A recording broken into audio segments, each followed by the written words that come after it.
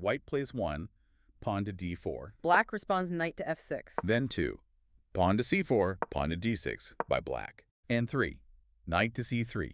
All very normal opening moves, setting up central control. But then comes black's third move, pawn to e5. Ah, yes, the old Indian defense. Yeah. But coming from Nezhmetdinov, this is basically him saying, okay, let's fight. It's a direct challenge to white center right away. He's not aiming for a quiet game here. Polugaevsky seems up for it. He plays 4, pawn to e4. Our sources flag this, though, with a $6 symbol. A slight inaccuracy. Yeah, it's not losing or anything, but it's maybe a little too direct. It gives black exactly the kind of open, tactical game Nezhmetdinov thrives in. Polugaevsky basically stepped onto Nezhmetdinov's home turf. So black exchanges pawns, 4, xd4. White recaptures with the queen, 5, qxd4. Black develops, knight to c6. White's queen tucks back to d2, 6, qd2. Then black continues development. Pawn to g6, preparing to fianchetto the bishop. Right. 7 b3 from white, bishop to g7 for black. 8, bishop to b2, white castles kingside with 0-0. Pretty standard development unfolding for both sides. It looks standard, yeah, but you can already feel black's pieces coordinating nicely. Yeah. That bishop on g7 is eyeing the long diagonal. White develops the last minor piece, 9, bishop to d3, and Nezhmetdinov pounces. Knight to g4. Suddenly there's pressure on white's kingside, specifically those dark squares. He's not wasting any time. And then comes move 10. This one's a real shocker. 10, knight to e2 developing. Oh, wait, sorry, my mistake. White played 10, ng2, trying to cover f4 maybe, and black's response. 10, queen to h4. Exactly, qh4. It's just, wow, so audacious. Black hasn't even castled, the kingside development isn't finished, but the queen just flies out. Immediate threats. It really feels like Nezhmetdinov is saying, forget the rules, the attack begins in W. This forces white's hand immediately, doesn't it? Absolutely. White has to deal with the threats. Yeah. Polugaevsky chooses 11, knight to g3.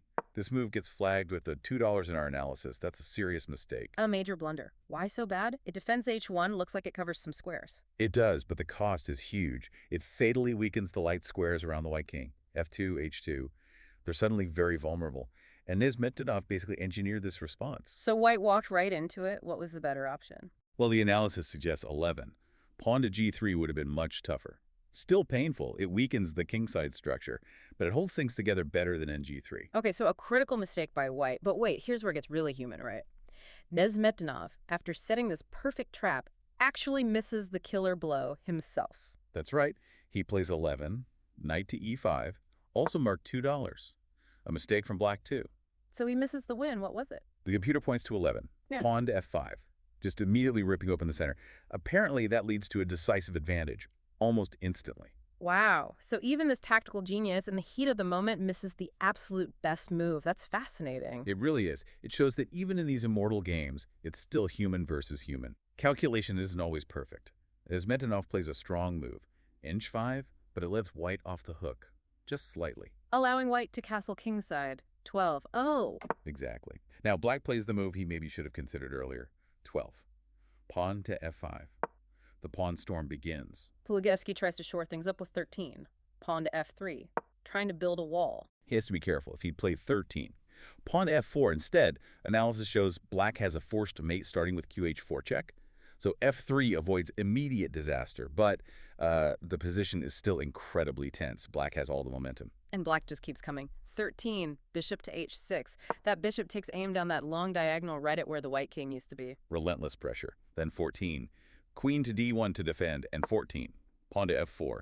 This forces white's knight on g3 back to e2. Black's pieces are working together beautifully here. The coordination is breathtaking. It really is. And the pawns just keep rolling. 15, knight back to e2, and then 15, pawn to g5. The avalanche. And then 16, knight to d5 from white, maybe looking for counterplay, but black ignores it. 16, pawn to g4. The speed is incredible. Polugaevsky must feel like he's drowning. He's under immense pressure. And he finds a really resourceful, though risky, move here. 17, pawn to g3, marked with a $1 a good, necessary try. Necessary. It looks like it opens up his own king even more. It does, that's the risk. But it's a high-stakes attempt to block the attack, maybe get some counterplay by challenging black's pawns. He has to expose his king to try and slow Nezhmetdinov down. It's the only real try. Any passive move loses quickly. A real duel of wills here. Okay, so black obviously captures 17 fxg3. White recaptures. Yeah. 18 hxg3, and now the h-file is open, and black's queen finds the perfect square. 18, queen to h3. QH3, just planting itself right there, staring down the barrel at the white king. The final assault feels imminent. Polugaevsky tries to barricade the position. King pawn to f4 also gets a $1. It looks solid, right? Closes the center, blocks the bishop on g7. Maybe the attack runs out of steam now. Yeah, it looks like white might have stabilized things. Black really needs something special here, or that advanced queen could get trapped. And special is exactly what Nezhmetdinov delivers. But it's not a flashy tactic. It's an incredibly deep, quiet positional move. 19. Bishop to e6. Gets a $3 brilliant move. Bishop to e6, that looks almost passive. Why is that brilliant? What's it doing? This is a genius. He's looking maybe 10 moves deep here. This move does a few things. First, it prevents white from playing 20, thick e5, which would relieve the pressure. Second, it subtly prepares the real fireworks to come. He's setting up the big sacrifice. So he avoided flashier checks like knight to f3? Exactly, because he calculated that after knight to f3 check, the white king could escape via e3 and actually be safer. This quiet bishop move keeps all the tension, all the potential energy coiled up. It's preparation masked as simple development. Truly profound. Wow, okay. Polugaevsky sees the bishop and decides to try and trade it off. He plays 20, bishop to c2. But this gets a $2 the losing move. Yes, this is the fatal error. He completely misses the danger brewing. What's tragic for white here is the missed save. There was a way out. Analysis shows 20. Bishop captures e5, $1. Trading that key knight would have forced enough exchanges to lead to a likely draw. Yeah. A miracle defense was available, but Polugaevsky missed it. And Nezhmetdinov doesn't miss his chance. He plays 20, rook to f7, bringing another piece into the attack. White plays 21. King to f2, trying to defend. But black forces the issue. 21. Queen to h2 check. King has to move. 22. King to e3. The king is being dragged out into the open. And now black crashes through. 22. Bishop captures d5, removing a key defender. White recaptures. 23, cx d5. And black brings the final piece into the fray. 23. Knight to b4. The white king is now stranded in the center, surrounded by hostile pieces. The stage is set. Polugaevsky is desperate. He tries to sacrifice himself. 24. Rook to h1. Another $2 move. He's hoping to maybe distract the black queen, gain a tempo, but it's far, far too late. It doesn't matter what white plays here, does it? Pretty much, even the slightly better 24, a3 only delays things. The position is overwhelming. And now the moment everyone remembers. Move 24 for black. 24. Queen captures pawn on f4. With a $3 brilliance, the immortal queen sacrifice. He just gives up his queen for a pawn. This is purely based on calculating the follow-up, right? Or just pure faith in the attack. It's an astonishing blend of calculation and intuition. He saw, or perhaps felt, that his positional dominance and the exposed white king were worth more than the queen. White has to take it, surely. You have no choice. Polugaevsky played 25, rook captures h2.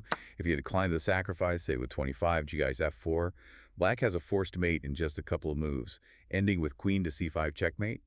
Taking the queen was the only way to play on, even though it leads to this chaos. Okay, so white takes the queen.